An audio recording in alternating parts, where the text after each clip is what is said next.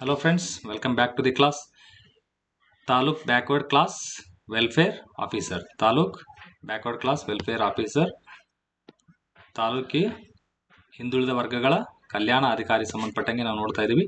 ಇದರಲ್ಲಿ first unit ಅನ್ನ reservation India and reservation Karnataka ಸಂಬಂಧಪಟ್ಟಂಗೆ ನೋಡ್ತಾ ಇದ್ದೀವಿ ಸ್ನೇಹಿತರೆ. ಇವೆಲ್ಲವೂ ನಿಮಗೆ Telegram WhatsApp channel Sankati sir academy YouTube channel and app ಕೂಡ ಇದೆ ಸಂಕಟಿ ಸರ್ ಅಕಾಡೆಮಿ. ಇದರಲ್ಲಿ ಎಲ್ಲ ಬೇರೆ ಬೇರೆ ಸಬ್ಜೆಕ್ಟ್ಗಳು KS IS PCPS ಎಲ್ಲ ಎಕ್ಸಾಮ್ಸ್ಗಳಿಗೆ ನಿಮಗೆ ಸಿಗ್ತಾ ಹೋಗುತ್ತೆ. ಈಗ ಪ್ರೀವಿಯಸ್ ಕ್ಲಾಸಿಂದ ಮುಂದೆ ನೋಡ್ತಾ ಆಗ್ತಾ ಇದ್ರೆ ನಾವೇನು ನೋಡ್ತಾ ಇದ್ವಿ ಪ್ರೀವಿಯಸ್ ಕ್ಲಾಸ್ಗಳಲ್ಲಿ ಇದು ಪೋಸ್ಟ್ ಇಂಡಿಪೆಂಡೆನ್ಸ್ ಇಂದ ಏನೇನು ಆಗ್ತಾ ಇದೆ ಅಂತ ನೋಡ್ತಾ ಇದೀವಲ್ಲ, ಅದರದ್ದು ಮುಂದುವರಿದ ಭಾಗ. ಎಲ್ಲಿವರೆಗೂ 1951 ಇಂದ ಸ್ಟಾರ್ಟ್ ಆಗಿ 2013ಕ್ಕೆ ಈ ತರ ಬಂದಿದ್ವಿ. 2013 2017 ಈ ರೀತಿ ಆಗಿತ್ತು. 92 ಅಲ್ಲಿ ನಿಮಗೆ ಇಂದಿರಾ ಸಾಹ್ನಿ ಮಂಡಲ ಆಯೋಗದ ಪ್ರಕರಣ ಆಗಿತ್ತು. ಅದಾದ ನಂತರ ಇಂಪಾರ್ಟೆಂಟ್ ಕೇಸ್ ಅಂದ್ರೆ ಎಂ ನಾಗರಾಜ್ ಕೇಸ್. ನಾಗರಾಜ್ ಪ್ರಕರಣ, ಎಂ ನಾಗರಾಜ್ ಕೇಸ್. ಇದು ಕರ್ನಾಟಕ ಸಂಬಂಧಪಟ್ಟಂತ ಕೇಸ್. ಇದು ಯಾವುದಕ್ಕೆ ಅಂದ್ರೆ ಬಡ್ತಿಯಲ್ಲಿ ಮೀಸಲಾತಿ, ಬಡ್ತಿ ಪ್ರಮೋಷನ್ ಅಲ್ಲೂ ಕೂಡ ಮೀಸಲಾತಿ ಇದೆಯಾ ನಮ್ಮ ಕರ್ನಾಟಕದಲ್ಲಿ? SC ಮತ್ತು ST ಕ್ಯಾಟಗರಿ ಸ್ನೇಹಿತರಿಗೆ ಅವ್ರಿಗೆ ಏನಿರ್ತದೆ, ಪ್ರಮೋಷನ್ ಅಲ್ಲಿ ಕೂಡ ರಿಸರ್ವೇಶನ್ ಇದೆ.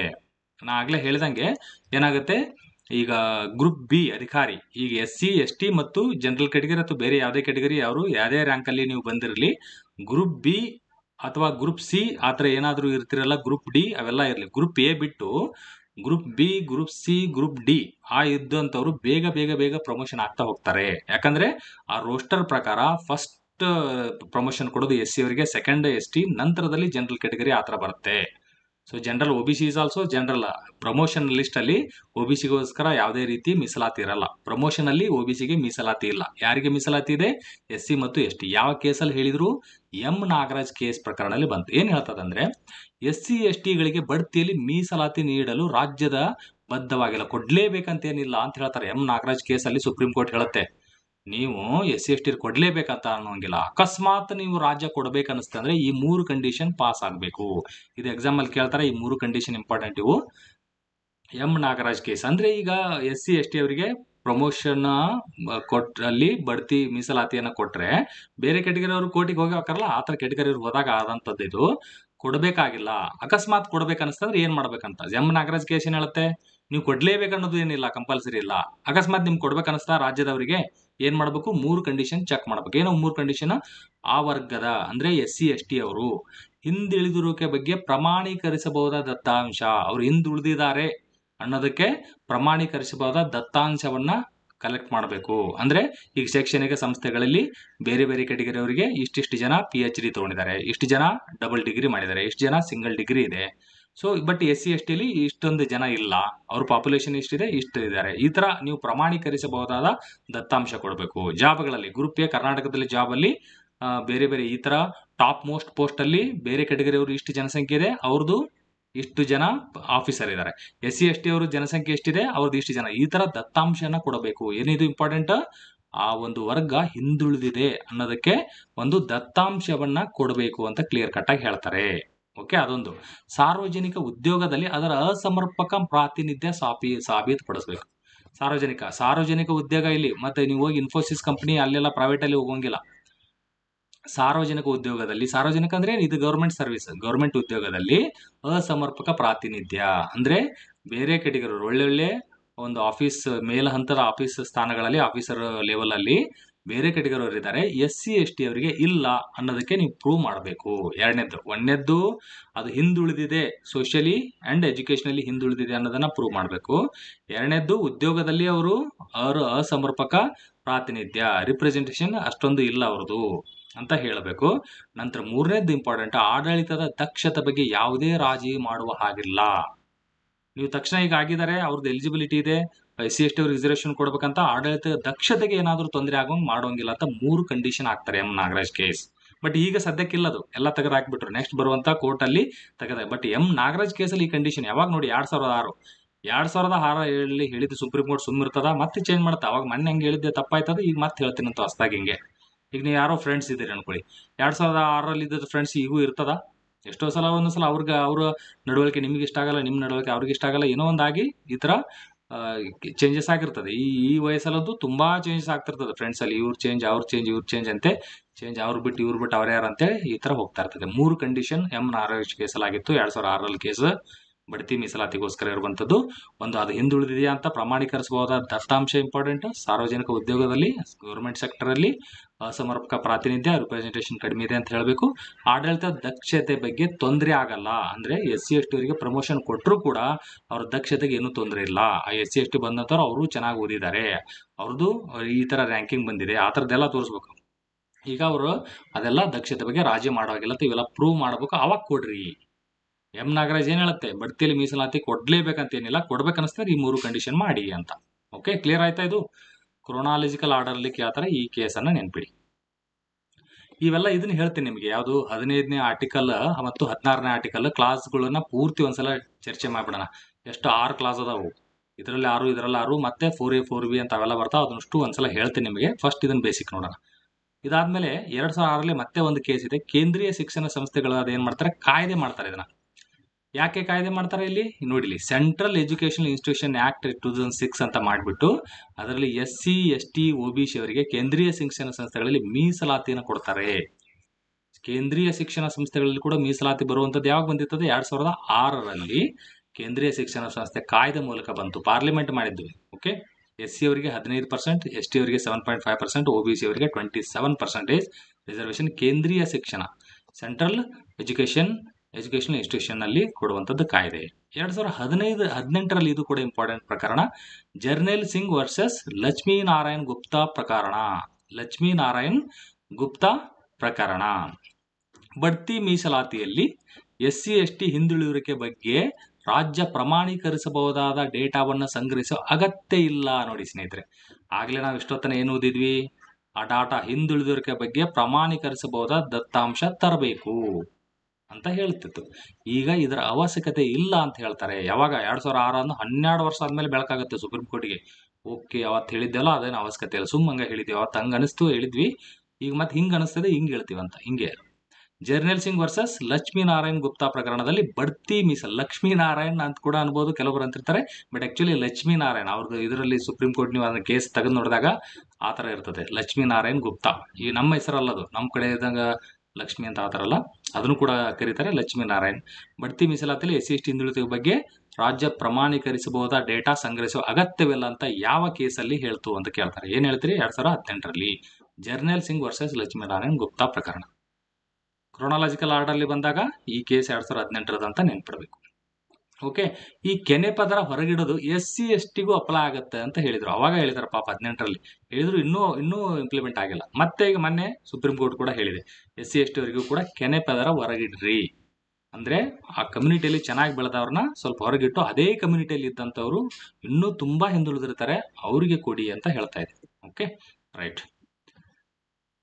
ಲಕ್ಷ್ಮಿ ಇದು ಹೇಳಿದ್ದು ನಾಗರಾಜ್ ಕೇಸಲ್ಲಿ ಹೇಳಿದ್ದು ಇದೊಂದು ಪಾಯಿಂಟ್ ಅಷ್ಟೇ. ಮತ್ತೆ ಇದುಷ್ಟು ಕ್ಯಾನ್ಸಲ್ ಆಗಿಲ್ಲ ಸ್ನೇಹಿತರೆ, ಇದೆಲ್ಲ ಇದೆ, ಇನ್ನೂ ಕೂಡ ಇದೆ. ಸಾರ್ವಜನಿಕ ಹುದ್ದೆದಲ್ಲಿ ಅದರ ಅಸಮರ್ಪಕ ಪ್ರಾತಿನಿಧ್ಯ ಸಾಬೀತುಪಡಿಸಬೇಕು ನೀವು. ಆಡಳಿತ ದಕ್ಷತೆ ಬಗ್ಗೆ ಯಾವುದೇ ರಾಜಿ ಮಾಡೋ ಹಾಗಿಲ್ಲ, ಇದೆಲ್ಲ ಕಂಪಲ್ಸರಿ. ಇದೊಂದು ಮಾತ್ರ ತೆಗೆದಾಕಿದೆ, ಇವೆರಡೂ ಕೂಡ ಫಾಲೋ ಮಾಡ್ಬೇಕು ಇನ್ನೂ ಕೂಡ. ಓಕೆ, ಕ್ಲಿಯರ್ ಆಯ್ತಾ? ನಂತರದಲ್ಲಿ 2019ರಲ್ಲಿ ಏನ್ ಮಾಡ್ತಾರೆ, 103 ಕಾನ್ಸ್ಟಿಟ್ಯೂಷನಲ್ ಅಮೆಂಡ್ಮೆಂಟ್ ಆಕ್ಟ್, 103ನೇ ಸಂವಿಧಾನ ತಿದ್ದುಪಡಿ. EWS ಎಕನಾಮಿಕಲಿ ವೀಕರ್ ಸೆಕ್ಷನ್, ಆರ್ಥಿಕ ದುರ್ಬಲಗೊಳಿಸಿದರೆ 10% ರಿಸರ್ವೇಶನ್. ಇದು ಅಲ್ಪಸಂಖ್ಯಾತ ಶಿಕ್ಷಣ ಸಂಸ್ಥೆಗಳಿಗೆ ಅನ್ವಯಿಸುತ್ತಾ ಅನ್ವಯಿಸೋದಿಲ್ಲ. ಇದು ಪಾಯಿಂಟ್ ಇಂಪಾರ್ಟೆಂಟ್, ಇದನ್ನು ಕೂಡ ಎಕ್ಸಾಮ್ ಅಲ್ಲಿ ಕೇಳ್ತಾರೆ. ಕ್ಲಿಯರ್ ಕಟ್ ಆಗಿ ಅವರೇ ಹೇಳಿದ್ದಾರೆ, ಅಲ್ಪಸಂಖ್ಯಾತ ಶಿಕ್ಷಣ ಸಂಸ್ಥೆಗಳಿಗೆ ಇದು ಅನ್ವಯ ಆಗಲ್ಲ. 103ನೇ ಸಂವಿಧಾನ ತಿದ್ದುಪಡಿಯಲ್ಲೇ ಕೊಟ್ಬಿಟ್ಟಿದ್ದಾರೆ. ಯಾಕಂದ್ರೆ ಅನ್ನೆಸರಿ ಸುಮ್ಮ ಇದಾಗ್ತಾ ಹೋಗುತ್ತೆ, ಅವ್ರಿಗೆ ಎಷ್ಟೋ ಈ ತರ ಇದ್ದೇ ಇದೆ. ನಾವು ಫಂಡಮೆಂಟಲ್ ರೈಟ್ ಹೇಳ್ಬೇಕಾದ್ರೆ ಇನ್ನೂ ನೋಡೋಣ ಎಲ್ಲೆಲ್ಲಿ ಬರುತ್ತೆ ಎಲ್ಲೆಲ್ಲಿ ಬರಲ್ಲ ಅಂತ. ಓಕೆ, ಇದ್ರದ್ದು ಬಿಲ್ ನಂಬರ್ ಎಷ್ಟು ಸ್ನೇಹಿತರೆ, ಆಲ್ರೆಡಿ ಸಾಕಷ್ಟು ಜನ ಹೇಳಿದ್ರಿ. 103ನೇದು ಬಿಲ್ ಎಷ್ಟು, 104ನೇದು ಬಿಲ್ ಎಷ್ಟು.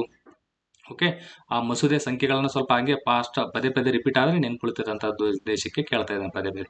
ಮತ್ತೇನು ತಿರ್ಗಾ ಮರ್ಗ ಕೇಳ್ತಿರಲ್ಲ ನೀವು ಅನ್ಬೇಡಿ, ಒಂದ್ಸಲ ಹುಡುಕಿ ಒಂದ್ಸಲ ನೋಡಿ ನೆನ್ಪುಳಿತದೆ. ಮತ್ತೆ 2019ರಲ್ಲಿ ಲೋಕಸಭೆ ಮತ್ತು ರಾಜ್ಯ ವಿಧಾನಸಭೆಯಲ್ಲಿ ಏನಾಗ್ತದೆ, SC ST 1960ರವರೆಗೆ ಮಾತ್ರ ರಿಸರ್ವೇಶನ್ ಅಂತ ಕೊಟ್ಟಿದ್ರು. ಅಂಬೇಡ್ಕರ್ ಅವರ ಸಂವಿಧಾನದಲ್ಲಿ ಏನಿತ್ತು, 10 ವರ್ಷ, 1960ರವರೆಗೆ ಅಷ್ಟ ಅಂತ ಹೇಳ್ಬಿಟ್ಟಿದ್ರು ಅವರು. ಅದಾದ್ಮೇಲೆ ಮತ್ತೆ ಎಷ್ಟು ಸಾರ್ತಿ ರಿಸರ್ವೇಶನ್ ಆಗಿದೆ ಸ್ನೇಹಿತರೆ, ಪ್ರತಿ 10 ವರ್ಷಗಳಿಗೊಮ್ಮೆ ಮತ್ತೆ ವಿಸ್ತರಣೆ ಮಾಡ್ತಾ ಇದ್ದಾರೆ. ಈಗ ಮೊನ್ನೆ ಮಾಡಿದ್ರಲ್ಲಿ ಯಾವುದು, 104ನೇ ಸಂವಿಧಾನ ತಿದ್ದುಪಡಿಯಲ್ಲಿ ಮಾಡಿದ್ರು. ಅವಾಗಲೇ ಆಂಗ್ಲೋ ಇಂಡಿಯನ್ಸ್ ಕೂಡ ಹೊರಗಿಟ್ಟರು, ಅದನ್ನ ಅವಶ್ಯಕತೆ ಇಲ್ಲ ಅವ್ರಿಗೆ ಸೀಟ್ ಕೊಡೋದು ಅಂತ. ಯಾಕೆ ಅಂದ್ರೆ ಆಲ್ರೆಡಿ ರಿಪ್ರೆಸೆಂಟೇಷನ್ ಇದೆ, ಆಂಗ್ಲೋ ಇಂಡಿಯನ್ಸ್ ಇದ್ದೇ ಇರ್ತಾರೆ. ಮತ್ತೆ ಯಾಕೆ ಎದಕ್ಕೆ ಕೊಟ್ಟಿದ್ರು ಆಂಗ್ಲೋ ಇಂಡಿಯನ್ಸ್ಗೆ, ಆಂಗ್ಲೋ ಇಂಡಿಯನ್ಸ್ ಅವರು ಎಲೆಕ್ಷನ್ ನಿಂತ್ಕೊಂಡ್ರೆ ಗೆಲ್ಲಲ್ಲ, ಯಾಕಂದ್ರೆ ಅವ್ರ ಕಮ್ಯುನಿಟಿ ಭಾಳ ಇಲ್ಲ ಅಂತ. ಈಗ ಆ ಥರ ಕಮ್ಯುನಿಟಿದೆಲ್ಲ ವಿಚಾರ ಹೋಗಿದೆ. ಯಾರೋ ನಿಂತರೂ ಕೂಡ ಒಂದು ಪಕ್ಷದ ನಿಂತಾಗ ಅವ್ರಿಗೆ ಓಟ್ ಹಾಕಿ ಗೆಲ್ಸಿರ್ತಾರೆ. ಅವ್ರು ಯಾವ ಕಮ್ಯುನಿಟಿ ಅಂತ ನೋಡಿಲ್ಲ, ಹಂಗಾಗಿ ಅವಶ್ಯಕತೆ ಇಲ್ಲ ಅಂತ ತೆಗೆದಾಕಿದ್ರು. ಈಗ 104ನೇ ತಿದ್ದುಪಡಿಯವರಿಗೆ ಪರ್ಮನೆಂಟ್ ಅವರಿಗೂ ಮಾಡಿದ್ರ. SC ST ರಿಸರ್ವೇಷನ್ ಪರ್ಮನೆಂಟ್ ಇರ್ತದ? ಇಲ್ಲ, 2030ರವರೆಗೆ ಮಾತ್ರ ಇರೋದು. ಮತ್ತು 30 ಬಂದಾಗ ಸ್ಟಾಪ್ ಆಗತ್ತಾ? ಇಲ್ಲ, ಮತ್ತೊಂದು ಮಾಡ್ತಾರೆ ಹೊಸದು. ಅವಾಗ ನಿಮ್ಮ ಮಕ್ಕಳು ಕಂಡು ಹಿಡಿದಿರ್ತಾರೆ ಅದನ್ನ, ಈ ತಿದ್ದುಪಡಿಲಿ ಹಿಂಗಾಗಿತ್ತು ಅಂತ. ಈ ಟೋಟಲ್ ಎಷ್ಟು ಸಲ ಆಗಿದೆ? 60ರವರೆಗೆ ಅಷ್ಟ ಅಂತ ಹೇಳಿದ್ರಲ್ಲ. ಸೊ 1970ರವರೆಗೆ ಅಂತ ಮತ್ತೊಂದು ತಿದ್ದುಪಡಿ ಮಾಡ್ತಾರೆ. 80ರವರೆಗೆ, 1990ರವರೆಗೆ, 2000ರವರೆಗೆ, 2010ರವರೆಗೆ, 2020ರವರೆಗೆ, 2030ರವರೆಗೆ. ಸೊ ಟೋಟಲ್ 7 ಸಲ ಸಂವಿಧಾನ ತಿದ್ದುಪಡಿ. ಈ ಸಂವಿಧಾನ ತಿದ್ದುಪಡಿ 106 ಅಂತಲ್ಲ, ಇಂಥ ಒಂದು 7 ಇವ ತುಂಬ್ಯಾವ. ಈ ಭಾಷೆಗಳಿಗೋಸ್ಕರ ಎಷ್ಟು ತಿದ್ದುಪಡಿ ಆಗಿದೆ? 3 ಸಾರ್ತಿ ಭಾಷೆಗಳಿಗೋಸ್ಕರ ತಿದ್ದುಪಡಿ ಮಾಡಿದ್ದಾರೆ. 3 ಸಾರ್ತಿ ಟೋಟಲ್ 8 ಭಾಷೆಗಳನ್ನ ಹೊಸದಾಗಿ ಸೇರಿಸಿದ್ದಾರೆ. ಯಾವ 3 ಸಾರ್ತಿ ಸಂವಿಧಾನ ತಿದ್ದುಪಡಿ ಹೇಳಿ? ಅದನ್ನ ಕ್ವಶನ್ ಜನರಲ್ ಸ್ಟಡೀಸ್ ಪೇಪರ್ 1 ಅಲ್ಲಿ ಕೇಳ್ತಾರೆ ನಿಮಗೆ. 2021ರಲ್ಲಿ ರಾಜ್ಯ ಮತ್ತು ಕೇಂದ್ರಾಡಳಿತ ಸಾಮಾಜಿಕ ಮತ್ತು ಆರ್ಥಿಕ, socially and economically backward classes, ಈ ತರ ನಿಮಗೆ ಪಟ್ಟಿ ತಯಾರಿಸುವಂತ ಅಧಿಕಾರ ಯಾರಿಗೆ ಕೊಡ್ತಾರೆ? ಇದನ್ನ ಇಲ್ಲಿ 105ನೇ ಸಂವಿಧಾನ ತಿದ್ದುಪಡಿಗೆ ಮೂಲಕ ರಾಜ್ಯ ಮತ್ತು ಕೇಂದ್ರಾಡಳಿತ ಪ್ರದೇಶಗಳಿಗೆ ವಾಪಸ್ ಕೊಡ್ತಾರೆ. 102ನೇ ಸಂವಿಧಾನ ತಿದ್ದುಪಡಿ ಮೂಲಕ ಏನ್ ಹೇಳಿದ್ರು? ಅದು ಪ್ರೆಸಿಡೆಂಟ್ಗೆ ಅಧಿಕಾರ ಇದೆ, ರಾಜ್ಯಗಳಿಗೆ ಏನು ಅಧಿಕಾರ ಇಲ್ಲ ಅಂತ ಹೇಳಿದ್ರು. 102 national commission for backward class ಇದೆಯಲ್ಲ, national commission for backward class next chapter ಅದೇ ಇದೆ, ಅದನ್ನ ಹೇಳೋಣ. ಇದರಲ್ಲಿ ಏನ್ ಹೇಳಿದ್ರು? ರಾಜ್ಯಗಳಿಗೆ ಏನು ಅಧಿಕಾರ ಇಲ್ಲ ಅಂತ ಹೇಳ್ಬಿಟ್ಟಿದ್ರು. ತುಂಬಾ ಗಲಾಟೆ ಆಯ್ತು ಅದಕ್ಕೆ. 105ನೇ ಸಂವಿಧಾನ ತಿದ್ದುಪಡಿ ಮಾಡಿ ಏನ್ ಹೇಳ್ತಾರೆ? ರಾಜ್ಯ ಮತ್ತು ಕೇಂದ್ರ ಅವರಿಗೆ ಅಧಿಕಾರ ಇದೆ, ಅವರೇ ಪಟ್ಟಿ ಮಾಡ್ಕೊಳ್ಳಿ, OBC ಪಟ್ಟಿ ಮಾಡ್ಕೊಳ್ಳಿ ಅಂತ ಅಧಿಕಾರ ಕೊಟ್ಟಿದ್ದಾರೆ. ಸೊ ಇದು ನೆನ್ಪುಳಿತದ ನಿಮ್ಗೆ? 105ನೇ ಸಂವಿಧಾನ ತಿದ್ದುಪಡಿ. ಇದರ ಬಿಲ್ ನಂಬರ್ ಹೇಳಿ. ಓಕೆ, 2022ರಲ್ಲಿ ಇದು ಇಂಪಾರ್ಟೆಂಟ್ ಕೇಸ್, ಜನಹಿತ್ ಅಭಿಯಾನ್ ವರ್ಸಸ್ ಭಾರತದ ಒಕ್ಕೂಟ, government of India, union of India ಅಂತೀವಲ್ಲ, ಅದರದ್ದು ಸರ್ಕಾರದ ವಿರುದ್ಧ ಹೋಗಿತ್ತು. ಯಾಕೆ? ಸರ್ಕಾರ ಏನಂತ ಕೊಡ್ತು? 2019ರಲ್ಲಿ 103 ಕಾನ್ಸ್ಟಿಟ್ಯೂಷನ್ ತಿದ್ದುಪಡಿ ಮೂಲಕ ಎಕನಾಮಿಕಲಿ ವೀಕರ್ ಸೆಕ್ಷನ್ಗೆ 10% ರಿಸರ್ವೇಷನ್ ಅಂತ ಹೇಳ್ಬಿಟ್ರು ಅವರು. ಇವರಿಗೆ ಮಜಾ ಬರಲಿಲ್ಲ ಅದು. ಅದಂಗೆ ಹೇಳಿದ್ರಿ ನೀವು? ಇಂದಿರಾಸಾನಿ ಕೇಸಲ್ಲಿ 50% ದಾಟಬಾರ್ದು ಅಂತಿದೆ, ನೀವೆಂಗೆ ಕ್ರಾಸ್ ಮಾಡಿಬಿಟ್ರಿ ಅಂತ ಹೋದ್ರು ಅವರು. ಹೋದಾಗ ಕೋರ್ಟ್ ಹೇಳ್ತು ಅವ್ರು ಕೊಟ್ಟಿದ್ದು ಕರೆಕ್ಟ್ ಇದೆ, ಏನ್ ತೊಂದರೆ ಇಲ್ಲ. ಸುಪ್ರೀಂ ಕೋರ್ಟ್ ಅದನ್ನ ಅಪ್ಹೋಲ್ಡ್ ಮಾಡ್ತು, ಎತ್ತಿ ಹಿಡಿತು ಅದನ್ನ. ಯಾಕೆ? ಅವ್ರು ಏನ್ ಹೇಳಿದ್ದು? ಅವ್ರೇನು OBC ಇಂದ ಕಿತ್ಕೊಟ್ಟಿಲ್ಲ, SC ST ಇಂದ ಕಿತ್ಕೊಟ್ಟಿಲ್ಲ, ಜನರಲ್ ಕ್ಯಾಟಗರಿ ಅವರಿಗೆ ಕೊಟ್ಟಿದ್ದು. ಜನರಲ್ ಕ್ಯಾಟಗರಿಯಿಂದನೇ ತೆಗೆದು ಜನರಲ್ ಕ್ಯಾಟಗರಿಗೆ ಕೊಟ್ಟಿದ್ದಾರೆ. ಏನಿದು 50% ರಿಸರ್ವೇಷನ್ SC ST OBCಗೆ 50 ಆಯ್ತಾ? ಇನ್ನು ಮಿಕ್ಕಿದ 50 ಉಳಿತಲ್ಲ, ಅದು ಯಾರಿಗಿತ್ತು? GMಗಿತ್ತು. GM ಅಂದ್ರೆ GMಗೆ ಅಷ್ಟೇ ಅಲ್ಲ, OBC ಅವರು, SC ST ಅವರು ಬರ್ಬೋದು ಅಲ್ಲಿ. ಎಲ್ಲರಿಗೂ ಓಪನ್ ಅದು GM ಅಂದ್ರೆ. ಪಬ್ಲಿಕ್ ಗ್ರೌಂಡ್ ಇದ್ದಂಗೆ ಯಾರು ಬೇಕಾದ್ರೂ ಬರ್ಬೋದು. ಬಟ್ ಈ 50ರಲ್ಲಿ ತೆಗೆದ್ಬಿಟ್ಟು ಯಾರಿಗೆ ಕೊಟ್ಟಿದ್ದಾರೆ ಅವರು? ಮತ್ತೆ GMಗೆ ಕೊಟ್ಟಿದ್ದಾರೆ. ಈ EWS ಅಂದ್ರೆ ಯಾರು? GM ಕ್ಯಾಟಗರಿಯಲ್ಲಿ ಇರ್ಬೇಕು ಅವರು. ಅಲ್ಲಿ ಇರುವಂತ ಬಡವರಿಗೆ, ಅಲ್ಲಿ 8 ಲಕ್ಷದ ಒಳಗಿರುವಂತವ್ರು, ಅದು ಮಾನದಂಡಗಳನ್ನು ಹೇಳ್ತೇನೆ, ಅದನ್ನು ಕೇಳ್ತಾರೆ, ಸೆಕೆಂಡ್ ಸಿಲೆಬಸ್ ಅಲ್ಲಿ ಇದೆ. ಅವರಿಗೆ ಕೊಟ್ಟಿದ್ದಾರೆ. ಬೇರೆ ಯಾವ್ದಾದ್ರು ಈ OBCಯಲ್ಲಿ ಬಡವರು ಇದ್ದಾರೆ ಏನಾದ್ರು EWSಗೆ ಬರ್ತಾರಾ? ಬರಲ್ಲ. SC ST ಅಲ್ಲಿ ಬಡವರು ಇದ್ದಾರೆ, ಅವರು ಬರಲ್ಲ. GM ಜನರಲ್ ಮೆರಿಟ್ ಇತರೆ ಕ್ಯಾಟಗರಿ ಇರ್ತಾರಲ್ಲ, ಅವರು ಅಲ್ಲಿ ಬಡವರು ಇದ್ದವ್ರಿಗೆ ಅಷ್ಟೇ ಸಿಗುವಂತದ್ದು ಇದು.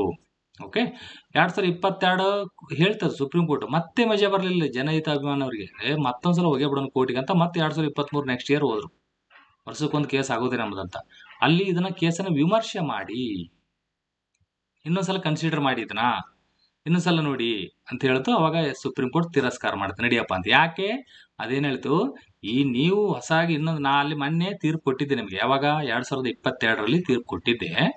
ಕೊಟ್ಟಾಗ ಮತ್ತೆ 2023ಕ್ಕೆ ಬಂದಿರಿ. ಇದನ್ನ ತಿರಸ್ಕಾರ ಮಾಡ್ತೇನೆ. ಯಾಕಂದ್ರೆ ನೀವು 2022-23 ಬಂದಾಗ ಆ ಕಾನೂನಿನಲ್ಲಿ ಹೊಸ ಪ್ರಶ್ನೆ ಏನು ಉದ್ಭವ ಆಗಿಲ್ಲ, ಹೊಸದೇನು ಪ್ರಶ್ನೆ ಇಲ್ಲ. ಮತ್ತೆ ಅದನ್ನೇ ಸೇಮ್ ತಗೊಂಡು ನೀವು ಮರು ವಿಮರ್ಶೆ ಮಾಡಿ ಅಂತ ಬಂದ್ಬಿಟ್ಟಿದ್ರಿ ಅಷ್ಟೇ. ಮತ್ತು ಪ್ರಮುಖವಾದ ಪ್ರಶ್ನೆ ಯಾವುದೂ ಇಲ್ಲ ಅಲ್ಲಿ. ರೀಕನ್ಸಿಡರ್ ಮಾಡಿ ಅಂತ ಸುಮ್ಮಂಗ ಎತ್ಕೊಂಡ್ ಬಂದ್ಬಿಟ್ಟಿದ್ರಿ.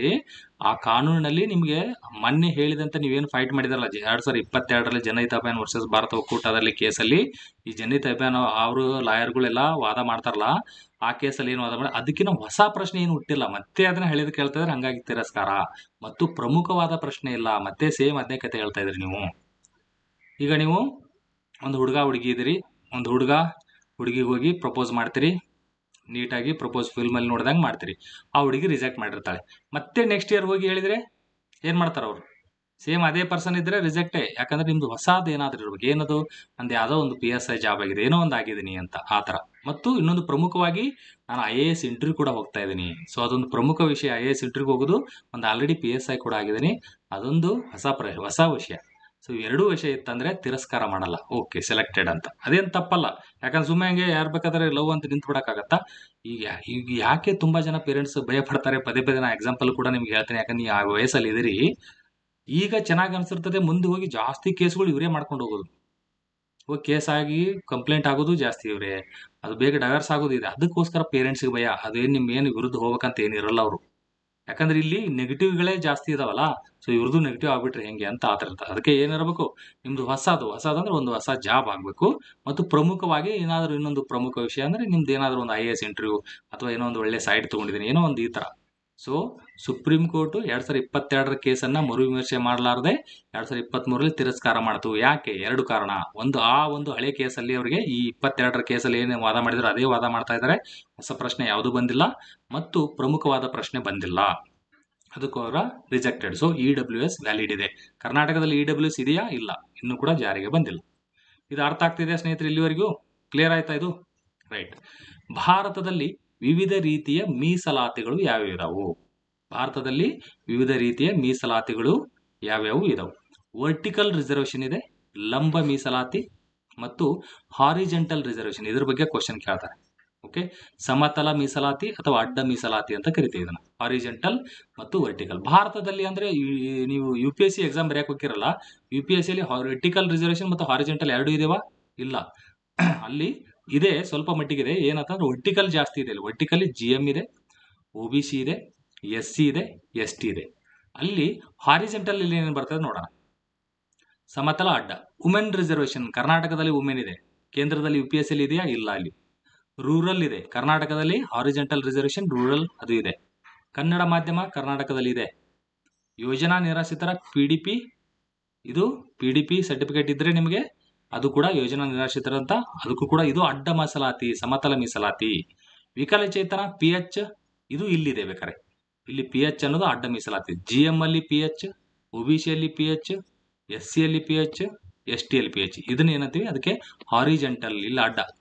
ಇಲ್ಲಿ ನೋಡಿ, ಕರ್ನಾಟಕದಲ್ಲಿ ST ಇದೆಯಾ? ಇಲ್ಲಿ ವುಮೆನ್ ಅಂತ ಬರುತ್ತೆ, ಈ ರೂರಲ್ ಬರುತ್ತೆ, ಇಲ್ಲಿ ಕನ್ನಡ ಮೀಡಿಯಂ, PDP, ವಿಕಲಚೇತನ, ಎಕ್ಸ್ ಸರ್ವಿಸ್ ಮೆನ್, ಈ ಸ್ಪೋರ್ಟ್ಸ್ ಇದ್ದಂಥವ್ರು, ಇನ್ ಸರ್ವಿಸ್ ಇದ್ದಂಥವ್ರು, ತೃತೀಯ ಲಿಂಗಿಗಳು. ಸೊ ಈ ರೀತಿ ಎಲ್ಲ ಬರ್ತಲ್ಲ, ಇದಕ್ಕೆ ಇದನ್ನ ಅಡ್ಡ ಮೀಸಲಾತಿ ಅಂತೀವಿ. ST ಕೆಟಗರಿಯಲ್ಲಿ ಇವರೆಲ್ಲ, ಮತ್ತೆ ಇದೇ ರೀತಿ SC ಕೆಟಗರಿಯಲ್ಲಿ ಇದೆಲ್ಲ ಅಡ್ಡ. ಇದು OBC ಕೆಟಗರಿಯಲ್ಲಿ ಈ ತರ ಅಡ್ಡ ಮೀಸಲಾತಿ, GM ಕೆಟಗರಿಯಲ್ಲಿ ಈ ತರ ಅಡ್ಡ. ಓಕೆ, ವರ್ಟಿಕಲ್ ಅಂದ್ರೆ ಮೇಲಿಂದ ಹಿಂಗೆ GM, OBC, SC, ST. ಅರ್ಥ ಆಯ್ತಾ? ವರ್ಟಿಕಲ್ ಲಂಬ ಮೀಸಲಾತಿ ಅಂದ್ರೆ ಎತ್ತರಕ್ಕೆ, ಲಂಬು ಅಂತಾರಲ್ಲ, ಹೈಟ್ ಇದಾರ ಅಂತೇಳಿ ಆತರ ಎತ್ತರ, ಹಂಗತೆ GM, OBC, SC, ST ಇಷ್ಟೇ. ಇದು ಲಂಬ ಮೀಸಲಾತಿ, ಇಷ್ಟೇ ನಾಲ್ಕೇ ಇರೋದು ಲಂಬ ಮೀಸಲಾತಿಯಲ್ಲಿ. ಹಾರಿಜೆಂಟಲ್ ಅಲ್ಲಿ PH, ಕೇಂದ್ರದಲ್ಲಿ PH ಇದೆ.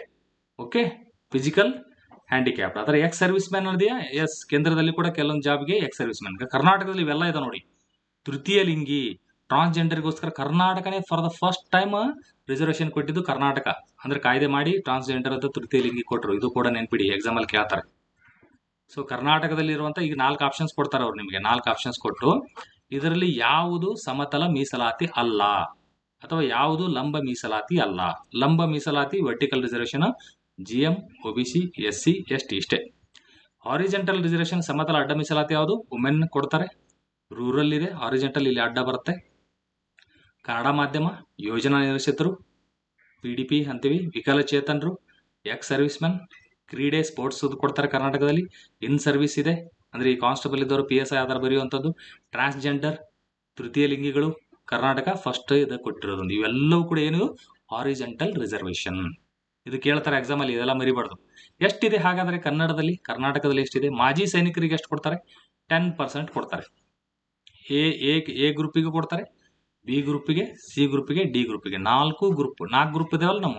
ಈಗ ನೀವು ಬರಿತಾ ಇದಾರಲ್ಲ, ಇದು ಕಲ್ಯಾಣ ಅಧಿಕಾರಿಗಳು, ತಾಲೂಕು ಹಿಂದುಳಿದ ವರ್ಗಗಳ ಕಲ್ಯಾಣ, ಇದು ಗ್ರೂಪ್ B ಬರ್ತದೆ. ಈಗ CTI ರಿಸಲ್ಟ್ ಬಂತಲ್ಲ, ಅದು ಗ್ರೂಪ್ C ಇದೆ. ಓಕೆ, ಈ ಬಸ್ ಡ್ರೈವರು, ಪ್ಯೂನು, ಈ ಕಾವಲ್ಗಾರ ಅವರೆಲ್ಲ ಇರುತ್ತಲ್ಲ, ಅವರು ಗ್ರೂಪ್ D ಅಲ್ಲಿ ಬರ್ತಾರೆ. Group A officer direct KS ಅಲ್ಲಿ ಆ ಥರ ಸಿಗುತ್ತೆ. ಓಕೆ, ಸೊ ಮಾಜಿ ಸೈನಿಕರು ಎಲ್ಲರಿಗೂ ಎಲ್ಲಿ ಕೊಡ್ತಾರೆ? ಮಾಜಿ ಸೈನಿಕರನ್ನ GM ಅಲ್ಲಿ ಮಾಜಿ ಸೈನಿಕರು ಬರ್ತಾರೆ, OBC ಅಲ್ಲಿ ಮಾಜಿ ಸೈನಿಕರು, SC ಅಲ್ಲಿ ಮಾಜಿ, ST ಅಲ್ಲಿ ಮಾಜಿ. ಒಂದ್ಸಲ KS ಅಲ್ಲಿ ಮಾಜಿ ಸೈನಿಕರಿಗೆ ಲೋಯೆಸ್ಟ್ ಆಗಿ ನಿಂತಿತ್ತು. ಈ 2A ಕ್ಯಾಟಗರಿ ಮಾಜಿ ಸೈನಿಕರು ರೂರಲ್ ಇದ್ದವ್ರಿಗೆ ಎಷ್ಟು ನಿಂತಿತ್ತು? ಕೇವಲ 6 ಮಾರ್ಕ್ಸ್ ಕಟ್ ಆಫ್ ನಿಂತಿತ್ತು.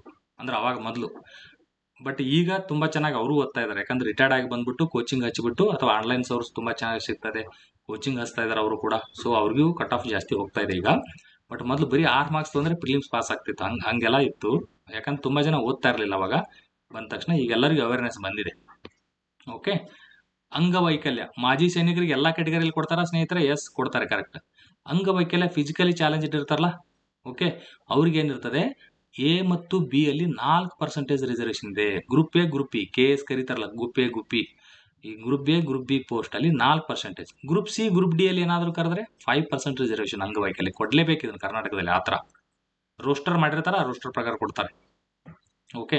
ಒಂದ್ಸಲ ನೀವು ಲಿಸ್ಟ್ 10 ಪೋಸ್ಟ್ ಇದೆ ಅನ್ಕೊಳ್ಳಿ, ಅದ್ರ ಲಿಸ್ಟ್ ಬರಬೇಕು ಅಂತ ಆತರ ನೋಡಿದ್ರೆ ರೋಸ್ಟರ್ ಇರ್ತದೆ. ಒಂದೊಂದ್ಸಲ ಹಿಂದೆ ಮುಂದೆ ಆಗ್ತಿರ್ತ, ಆ ರೋಸ್ಟರ್ ಪ್ರಕಾರ ಬರ್ತದೆ ಅದು. ಓಕೆ. ಈ PDP ಯೋಜನಾ ನಿರಾಶ್ರಿತರು ಅವ್ರಿಗೆ ಎಷ್ಟಿದೆ? 5% ರಿಸರ್ವೇಶನ್ ಇದೆ. ಯಾವ ಗ್ರೂಪ್ ಅಲ್ಲಿ? ಕೇವಲ ಸಿ ಮತ್ತು ಡಿ ಅಲ್ಲಿ ಇದೆ. ಅವರಿಗೆ ಈ ಎ ಅಂಡ್ ಬಿ ದಲ್ಲಿ ಯಾವುದೇ ರೀತಿ ರಿಸರ್ವೇಶನ್ ಕೊಡಕ್ ಬರೋದಿಲ್ಲ. ಯೋಜನಾ ನಿರಾಶ್ರಿತರು ಅಂದ್ರೆ ಯಾವುದೋ ಒಂದು ಡ್ಯಾಮ್ ಗೀಮ್ ಕಟ್ಟಕ್ ಹೋಗಿರ್ತಾರೆ, ಕೆನಾಲ್ ಮಾಡಕ್ ಹೋಗಿರ್ತಾರೆ, ನಿಮ್ ಹೊಲ ಹೋಗಿರ್ತದೆ. ನೀವು 50 ಎಕರೆ ಹೊಲ ಇದ್ದು 2 ಎಕರೆ ಹೊಲ ಹೋಗಿದ್ರೆ ಅದೆಲ್ಲ ಕೊಡಲ್ಲ. ನಿಮ್ಗೆ ಹೊಲ ತುಂಬಾ ಜಮೀನೇ ಕಡಿಮೆ ಇರಬೇಕು, ಅದರಲ್ಲಿ ಹೋದಾಗ ನೀವು ನಿರಾಶ್ರಿತರಾಗಿರ್ತೀರಿ ಅನ್ನುವಂಗಿರ್ಬೇಕು, ಹಂಗಿದ್ರೆ ಅಷ್ಟೇ ಕೊಡ್ತಾರೆ. ಇಲ್ಲಿ ಎ ಮತ್ತು ಬಿ ಗ್ರೂಪ್ಗೆ ಯಾವುದೇ ರೀತಿ ರಿಸರ್ವೇಶನ್ ಇರಲ್ಲ. PDPಯಲ್ಲಿ ಈ ಸಿ ಎ ಮತ್ತು ಡಿಗೆ 5% ಕೊಡ್ತಾರೆ. ಮಹಿಳೆಯರಿಗೆ ರಿಸರ್ವೇಶನ್ ಇದೆಯಾ? ಎಸ್. ಎ ಗ್ರೂಪ್ ಅಲ್ಲಿ, ಬಿ ಎಲ್ಲದರಲ್ಲೂ ಇದೆ ಅವರಿಗೆ 33% ರಿಸರ್ವೇಶನ್. ಒಳ್ಳೆ ಚಾನ್ಸ್ ಇದು. ಇದು ನಿಮ್ಮ ಕೇಂದ್ರದಲ್ಲಿ IAS ಬರೆಯಕ್ ಹೋದ್ರೆ ಅಲ್ಲೆಲ್ಲ ಇಲ್ಲ. ಇಲ್ಲಿ ರಿಸರ್ವೇಶನ್ 33% ಇಲ್ಲ. ಕರ್ನಾಟಕದಲ್ಲಿ ಇದೆ. ಅಡ್ವಾಂಟೇಜ್ ತಗೊಳ್ಳಿದಾನ. ನಮ್ಮ ಕಾನೂನು ಆತರ ಹೇಳ್ತಾ ಇದೆ, ಅದರದ್ದು ಯುಟಿಲೈಸ್ ಮಾಡ್ಕೋಬೇಕು ಸ್ನೇಹಿತರೆ. ಅದಕ್ಕೆ ಕಟ್ ಆಫ್ ಕಡಿಮೆ ಇರ್ತದಲ್ಲ, ಮಹಿಳೆಯರಷ್ಟೇ ಫೈಟ್ ಆಗ್ತದೆ. ಸೊ ಚೆನ್ನಾಗಿ ಓದ್ಬಿಡಿ, ಆಗ್ತದೆ ನಿಮ್ದೆಲ್ಲ. ಕನ್ನಡ ಮಾಧ್ಯಮದವರಿಗೆ ಎಷ್ಟಿದೆ? ಬರೀ 5% ರಿಸರ್ವೇಶನ್ ಇದೆ. ಇದೆಲ್ಲ ಎಲ್ಲಿ ಬರುತ್ತೆ? ಸಮತಳ ಮೀಸಲಾತಿಯಲ್ಲಿ ಬರ್ತದೆ. ಮೀಸಲಾತಿ ಅಂದಾಗ ಇಲ್ಲಿ ABCD ಅಂದ್ರೆ ಎಲ್ಲಾ ಗ್ರೂಪಿಗೂ ಕನ್ನಡ ಮಾಧ್ಯಮದಲ್ಲಿ ಸಿಗುತ್ತೆ. ನೀವು ಕ್ಲಾಸ್ 1 ಆಫೀಸರ್ ಹಾಕೊಂಡ್ರೆ ಅಲ್ಲಿಯೂ ಕನ್ನಡ ಮೀಡಿಯಂ ರಿಸರ್ವೇಶನ್ ಕೊಡ್ತಾರೆ ನಿಮಗೆ. ಗ್ರಾಮೀಣದಲ್ಲಿ 25% ರಿಸರ್ವೇಶನ್ ಇದೆ. ಚೆನ್ನಾಗಿದೆ. ರೂರಲ್ ನೋಡಿ, ರೂರಲ್ ಮಹಿಳೆ, SC ST, ಹೈದರಾಬಾದ್ ಕರ್ನಾಟಕ ಇಷ್ಟು ಮಿಕ್ಸ್ ಆದ್ರೆ ಖತರ್ನಾಕ್ ಪವರ್ಫುಲ್ ಆಗುತ್ತೆ. ಇದು ಜಾಬ್ ಪಕ್ಕ ಸಿಕ್ಕಂಗೆ. ಈ ರೂರಲ್ ಇರಬೇಕು.